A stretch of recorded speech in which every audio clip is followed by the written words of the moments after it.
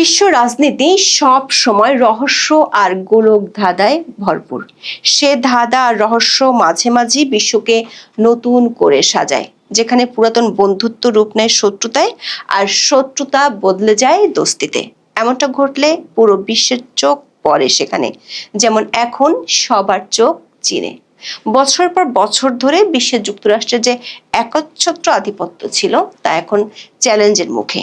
আর এই চ্যালেঞ্জ ছুড়ে দেওয়ার পেছনে আছে তিনটি বড় দেশ, রাশিয়া, ভারত এবং চীন। তাদের এই নতুন জোটকে বলা হচ্ছে রিক। তিন দেশের প্রধানের হাস্যোজ্জ্বল ছবি বলে দিচ্ছে ঘুরে যাচ্ছে বিশ্ব রাজনীতির খেলা। খেয়ালি ট্রাম্পের শুল্ক নীতির হিসেব কড়ায় গন্ডায় বুঝিয়ে দিতে এই তিন শক্তির মিত্রতা কত দূর যেতে পারবে তা নিয়ে চলছে আন্তর্জাতিক বিশ্লেষকদের চুলচেরা বিশ্লেষণ।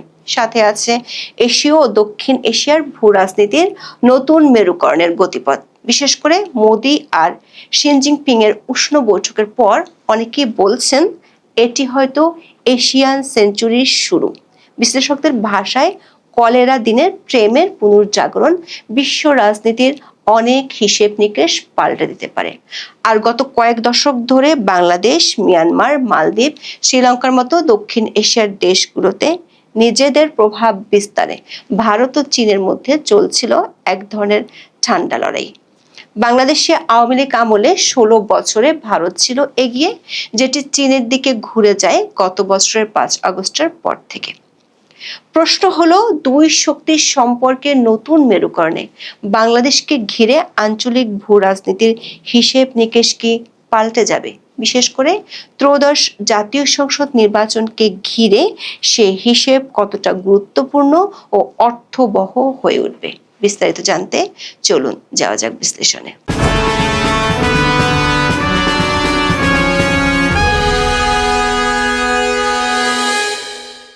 বিশ্ব গণমাধ্যমের চোখ এখন তিন শক্তির তিন প্রধানের উপর। তারা হলেন রাশিয়ার প্রেসিডেন্ট ভ্লাদিমির পুতিন, চীনের প্রেসিডেন্ট শি জিনপিং আর ভারতের প্রধানমন্ত্রী নরেন্দ্র মোদী।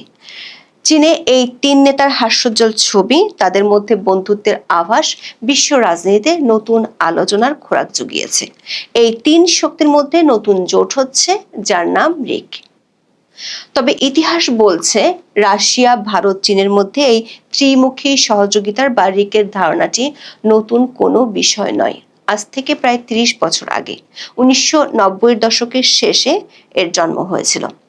তখন রাশিয়ার পররাষ্ট্রমন্ত্রী ইয়েভগেনি প্রিমাকভ প্রথম এই তিন দেশকে নিয়ে একটি কৌশলগত ত্রিভুজ বা স্ট্র্যাটেজিক ট্রায়াঙ্গেল গঠনের স্বপ্ন দেখেছিলেন। তার মূল উদ্দেশ্য ছিল আমেরিকার এককেন্দ্রিক বিশ্ব ব্যবস্থাকে একটি পাল্টা শক্তি দেওয়া। এই উদ্যোগ থেকে পরে ব্রিক্স নামে একটি শক্তিশালী জোটের জন্ম হয়, যার মধ্যে ব্রাজিল এবং দক্ষিণ আফ্রিকাকেও যুক্ত করা হয়। কিন্তু 2020 সালে সব কিছু পাল্টে যায়। ভারতের লাদাখের গালওয়ান উপত্যকায় ভারত ও চীনের মধ্যে একটি ভয়াবহ সীমান্ত সংঘাত হয়, যা তাদের সম্পর্কের উপর বড় আঘাত হানে। এর ফলে এই তিন দেশের মধ্যে সম্পর্ক প্রায় থেমে যায়। তাহলে কেন এই জোট আবার জেগে উঠেছে? কেন নতুন করে বলা হচ্ছে চিন্দিয়া মানে কলেরা যুগের প্রেম আবার দেখা যাচ্ছে? আন্তর্জাতিক রাজনৈতিক বিশ্লেষকরা বলছেন এর পেছনে তিনটি প্রধান কারণ আছে। প্রথমত, পশ্চিমা চাপ। ইউক্রেন যুদ্ধের পর রাশিয়া পশ্চিমা দেশগুলোর দেয়া কঠিন নিষেধাজ্ঞা এবং অর্থনৈতিক চাপের শিকার হয়। এই চাপ থেকে বাঁচতে রাশিয়া নতুন মিত্র খুঁজছে, যারা তার পাশে দাঁড়াতে পারে। দ্বিতীয়ত, যুক্তরাষ্ট্রের বাণিজ্য নীতি। ডোনাল্ড ট্রাম্পের আমেরিকা ফার্স্ট নীতি এবং বিভিন্ন দেশের উপর অতিরিক্ত শুল্ক চাপানো শুধু চীন নয়, ভারতকেও প্রভাবিত করেছে। এই অর্থনৈতিক চাপও তাদের এক হতে বাধ্য করেছে। তৃতীয়ত, অভিন্ন স্বার্থ। এই তিনটি দেশেরই একটি সাধারণ লক্ষ্য আছে। তারা চায় এমন একটি বিশ্ব ব্যবস্থা যেখানে পশ্চিমা দেশগুলোর একক আধিপত্য থাকবে না। তারা চায় একটি বহুমাত্রিক বিশ্ব বা মাল্টিপোলার ওয়ার্ল্ড, যেখানে ক্ষমতার ভারসাম্য থাকবে। আর এই লক্ষ্যে পৌঁছানোর জন্য তাদের একসঙ্গে কাজ করা জরুরি। এসসিও সম্মেলনকে ঘিরে যে প্রচার চলছে তাতে সহজেই বোঝা যায় ট্রাম্পকে তাতিয়ে দিতেই সামাজিক মাধ্যমে নানা পোস্ট দেয়া হচ্ছে। শি জিনপিং এর মোদিকে কাছে টেনে নেওয়া, পুতিনের সাথে একই গাড়িতে মোদির বৈঠকস্থলে যাওয়া, তিন নেতা কতটা হাস্যরসের সাথে কথা বললেন, এসব ছবি শুধু ছবিই নয়, এজন্য কূটনৈতিক $মিলিয়ন ছবি, যেগুলো হাজার শব্দের ডিপ্লোম্যাটিক বার্তার চেয়ে ভয়ঙ্কর দামি। কদিন আগে ভারতের বিরুদ্ধে ট্রাম্পের শুল্ক নীতির সমালোচনা করে আমেরিকার বর্ষীয়ান অর্থনীতিবিদ রিচার্ড উলফ বলেছিলেন, এ যেন ইঁদুর হয়ে হাতিকে ঘুষি মারার শামিল। গোটা ঘটনায় যুক্তরাষ্ট্র নিজের পায়ে কুড়াল মারছে বলে সুর চড়িয়েছেন তিনি। উলফের কথা যে অস্বস্তি তৈরি করেছিল সন্দেহ নেই, এসসিও সম্মেলন ট্রাম্পের সেই অস্বস্তি বহুগুণে বাড়িয়ে দিয়েছে। সাংহাই কোঅপারেশন অর্গানাইজেশন বা এসসিও সম্মেলনে এই 3 দেশের নেতারা মিলিত হয়েছেন। এই সম্মেলন থেকেই সম্পর্কের বরফ গলতে শুরু করে। মজার বিষয় হলো, গালওয়ানের সংঘাতের পর ভারত ও চীনের মধ্যে যে অবিশ্বাস তৈরি হয়েছিল তা কাটাতেও কিছু পদক্ষেপ নেওয়া হয়েছে। যেমন দুই দেশের মধ্যে ভিসা এবং সরাসরি বিমান চলাচল আবার শুরু হয়েছে। তবে অনেক বিশেষজ্ঞ এখনই এটাকে গভীর বন্ধুত্বের সম্পর্ক মানছেন না, কারণ ঘরপোড়া গরু সিঁদুরে মেঘ দেখলেই ভয় পায়। তারা বলছেন এটা মূলত প্রয়োজনের বন্ধুত্ব, যাকে বলা হয় ম্যারেজ অফ কনভেনিয়েন্স। তাদের মতে এখনো অনেক অবিশ্বাস রয়ে গেছে। বিশেষ করে ভারত চীনের সঙ্গে পাকিস্তানের ঘনিষ্ঠ সম্পর্ক নিয়ে উদ্বিগ্ন। তবে বিশেষজ্ঞরা একটা বিষয় একমত, সেটা হলো এই জোটের শক্তিকে হালকাভাবে নেয়ার কোনো সুযোগ নেই। তাদের সম্মিলিত শক্তিটা দেখা যাক। বিশ্বের জনসংখ্যার প্রায় 38% মানুষ বাস করে ভারত, চীন ও রাশিয়াতে। তাদের সম্মিলিত সামরিক ব্যয় বিশ্বের মোট সামরিক বাজেটের প্রায় 1/5 আর তাদের মোট জিডিপি বিশ্বের প্রায় 1/3। প্রশ্ন হলো, আরআইসি জোটের উত্থান কি বিশ্বকে নতুন রূপ দিবে, মানে আন্তর্জাতিক রাজনীতির ভর শক্তিকে উলটপালট করে দিবে? বেশিরভাগ বিশেষজ্ঞের ধারণাও তাই। এই জোটটি জাতিসংঘ, বিশ্ব বাণিজ্য সংস্থা বা ডাব্লিউটিও এর মতো আন্তর্জাতিক প্রতিষ্ঠানগুলোতে সংস্কারের দাবি জানাবে, যাতে নতুন বিশ্বের বাস্তবতাকে ভালোভাবে তুলে ধরা যায়। চ্যালেঞ্জ জানাতে পারে যুক্তরাষ্ট্রের ডলারকে। নিজেদের মধ্যে লেনদেনের জন্য নতুন একটি পেমেন্ট সিস্টেম তৈরি করলে বিশ্বজুড়ে মার্কিন ডলারের আধিপত্য বড় হুমকির মুখে পড়বে। এশিয়ার নিরাপত্তার ক্ষেত্রে এই জোট পশ্চিমা জোট যেমন ন্যাটো বা অকাস এর বিরুদ্ধে একটি নতুন মডেল হিসেবে কাজ করতে পারে। ফলে এশিয়ার দেশগুলো তাদের পররাষ্ট্র নীতিতে আরো বেশি স্বাধীনতা পাবে। এমন জোট, বিশেষ করে চীন ভারতের হৃদ্যতা যদি বাড়ে, তাহলে দক্ষিণ এশিয়াতে কি হবে? নিঃসন্দেহে এই অঞ্চলের রাজনীতিতে সরাসরি প্রভাব পড়বে। ঐতিহাসিকভাবে ভারত দক্ষিণ এশিয়াকে তার নিজের প্রভাব বলয় হিসেবে দেখে আসছে, কিন্তু চীন তার বেল্ট অ্যান্ড রোড ইনিশিয়েটিভ বা বিআরআই এবং স্ট্রিং অফ পার্লস কৌশলের মাধ্যমে এই অঞ্চলে ব্যাপক প্রভাব বাড়াচ্ছে। ছোট দেশগুলো এতদিন ভারত ও চীনের এই প্রতিদ্বন্দ্বিতাকে কাজে লাগাচ্ছিল। তারা কোনো একটি দেশের উপর নির্ভরশীল না হয়ে দুপক্ষের কাছ থেকে সুবিধা নেওয়ারও চেষ্টা করে। যেমন মালদ্বীপ, শ্রীলঙ্কা এবং বাংলাদেশের মতো দেশগুলো অর্থনৈতিক ও সামরিক সহায়তার জন্য চীন ও ভারত উভয়ের দিকেই হাত বাড়ানোর চেষ্টা করত।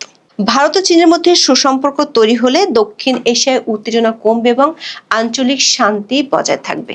সবশেষ প্রশ্ন, চীন ও ভারতের এই সম্পর্ক বাংলাদেশের জন্য কতটা ইতিবাচক বা নেতিবাচক হবে?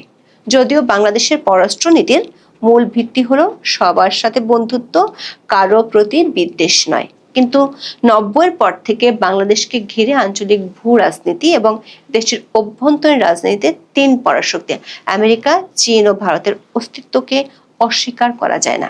বিগত আওয়ামী লীগ সরকারের পররাষ্ট্রমন্ত্রী ভারতের সাথে সম্পর্ককে দেখতেন রক্তের সম্পর্ক হিসেবে। সে সম্পর্কের সাথে অন্য কোনো দেশের সাথে সম্পর্কের তুলনা হয় না বলে প্রকাশ্যে মন্তব্য করেছিলেন। যদিও তিনি দাবি করেছিলেন চীন ছিল বাংলাদেশের উন্নয়নের সহযোগী। বর্তমান পররাষ্ট্র উপদেষ্টা মোহাম্মদ তৌহিদ হোসেন 2024 সালের 15 জুলাই শেখ হাসিনার চীন সফরের পর লিখেছিলেন, বাংলাদেশ চীন ও ভারতের মধ্যে ভারসাম্য রাখতে পারছে না। অনেককে বলতে শোনা যায়, চীন সফর থেকে ফিরে আসার পরই শেখ হাসিনার বিদায় ঘণ্টা বেজে গিয়েছিল ওই ভারসাম্যহীনতার কারণে। গত বছর 5ই আগস্ট ক্ষমতার পালাবদলের পর অধ্যাপক ইউনূস সরকার ও তার মিত্ররা ভারত বিরোধিতায় নেমে পড়ে। দুদেশের সম্পর্ক এতটা তলানিতে আর কখনো গিয়েছিল কিনা তা বলা মুশকিল। বহু চেষ্টা তদবির করে অধ্যাপক ইউনূস ব্যাংককে মোদির সাথে বৈঠক করেছিলেন, কিন্তু তাতে খুব বেশি কাজ হয়নি। সে সুযোগে কাছে গেছে চীন ও পাকিস্তান। আবার ইউনূসের আমলে ঢাকার মার্কিন দূতাবাসের তৎপরতা এতটাই বেড়েছে যে আপনার মনে হতে পারে বাংলাদেশ যেন আমেরিকার কোনো অঞ্চল। সরকারের উপদেষ্টা থেকে শুরু করে বিচারপতি, আইন শৃঙ্খলা বাহিনী, নির্বাচন কমিশন সবার সাথে বৈঠক করছেন দেশটির ভারপ্রাপ্ত রাষ্ট্রদূত। রাখাইন করিডোর ইস্যুতে আমেরিকার আগ্রহের বিষয়টি নিয়ে জনশ্রুতি আছে, কিন্তু তাতে সায় নেই চীনের। 7 সমুদ্র 13 নদী পাড়ি দিয়ে এসে আমেরিকা চায় চীন যাতে ইন্দো প্যাসিফিক অঞ্চলের কোনো দেশে প্রভাব বিস্তার করতে না পারে, যেমনটা তারা করেছে মিয়ানমারে।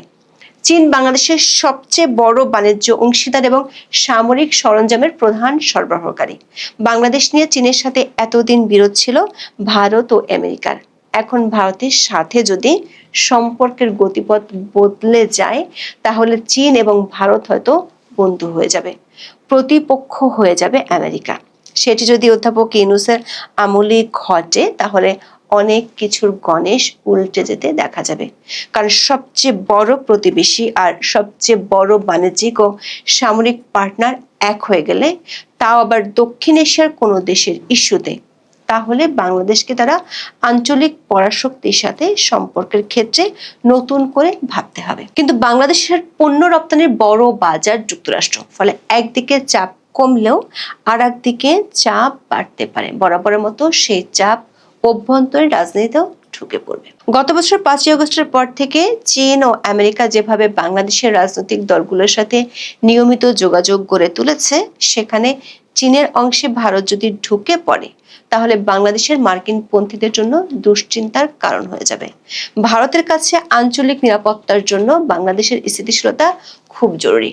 সেক্ষেত্রে হয়তো বাংলাদেশের নির্বাচন নিয়ে আগামী কিছুদিনের মধ্যে চীন ও ভারতকে এক সুরে কথা বলতে দেখলে অবাক হওয়ার কিছুই থাকবে না। একটি বিষয় পরিষ্কার, বিশ্ব আর একমুখী নেই। ক্ষমতার ভারসাম্য এখন পশ্চিম থেকে ইউরেশিয়ার দিকে সরে যাচ্ছে। আরআইসি সেই পরিবর্তনের একটি স্পষ্ট ইঙ্গিত।